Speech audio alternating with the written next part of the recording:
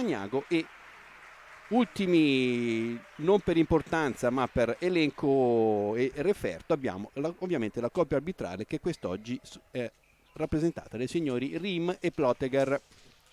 14 giocatrici della Padova, doppia della sua tirare, scarica e va all'incrocio molto Prima rete bene per Bevelin Ghevarrua, numero numero 8, servire il pivot, sì. ripartiamo. Sì, Attenzione, intercettata, si è vista subito, si è vista, ha molto bello tutto. numero Vanessa 14. Giocap ha intercettato il passaggio sulla Vediamo Michela se minaccia. Ah, la dà ruba nelle palla Prera mani questa volta. sì. Attenzione al contropiede che ha dimostrato di essere efficace. Eccolo qua, brava, liberata, molto brava la giocatrice della Padova che libera. Andiamo Nuovo anche Eva pivot. Broggi a posto di Ferrazzi. Panion subito viene qua subito presenta, parata, ma neutralizza ancora una volta Martina Brock. Mi ricordo il 5 su 5 di Eva Broggi contro la Tusce, ce l'ho ancora negli occhi adesso. Bello, bravissimo, grande movimento tecnico del terzino destro del Padova. Non riesce a scaricare, sì, c'è Barbosu, va, bravissima Barbosu, fantastica. Cassano non molla, ci crede, è ritornato il pareggio, ha la possibilità di andare in vantaggio la prima volta. Michelina non riesce a tenerla.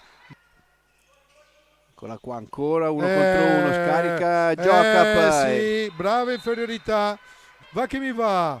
Dai, Poi dalla quella palla, su che va la Barbosu, che mi vede chi? Il pivot, la Barbosu, me l'ha visto, ma Padova che ha tirato sul portiere, cambia, sì, stavolta riesce, cambia direzione a destra, puoi mettere qua, grazie, ecco.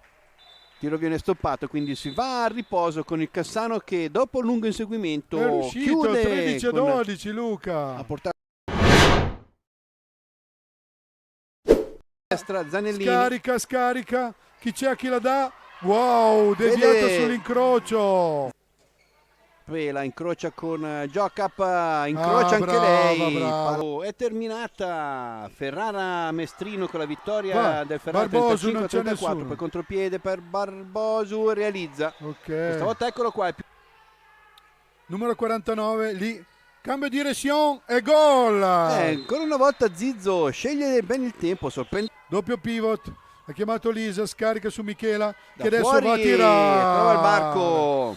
Sciacallona di una nave, interrompe la sequenza di gioco, guardate come fa numero 4. Avete visto dove è andato? Avete visto dove è andata? Si era capito che prendendo quel passo lì le prendeva l'abbrivio. I minuti che mancano sono sempre meno, quindi 6 minuti wow, per recuperare. Non può riprendere la palla. No, non può riprendere, si è passata la palla da sola. Mi dispiace, ha palleggiato e poi l'ha ripresa. Non so se l'ha toccata l'ala del Padova, se magari l'avesse sfiorata rimetteva in gioco. Però 2 minuti ragazzi. Bonelli ancora 2 time out.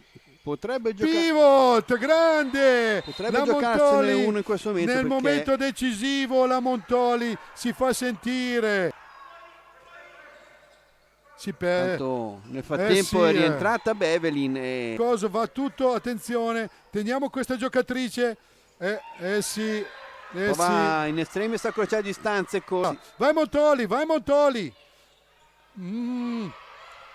Quanti passi. Poi Giulia Mina si fa neutralizzare il tiro da Enabulele. No, finito, passivo finito. Ruba palla. Vai Eva che ci va. Ancora marcatura per Karel Giocap, il capitano. Numero 4. 7-8, 7 adesso. Credo sia l'ottavo, era 7 prima. 8 gol. Persa la palla Cassano. Errore sulla rimessa.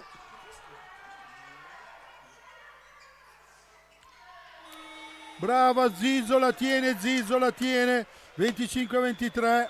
Brava Zizzo. Cassano che si congeda dal proprio pubblico con una bella vittoria 25-23. Bella partita frizzante, abbiamo detto, senza preoccupazioni. Grande gioia del Cassano, non l'ho visto.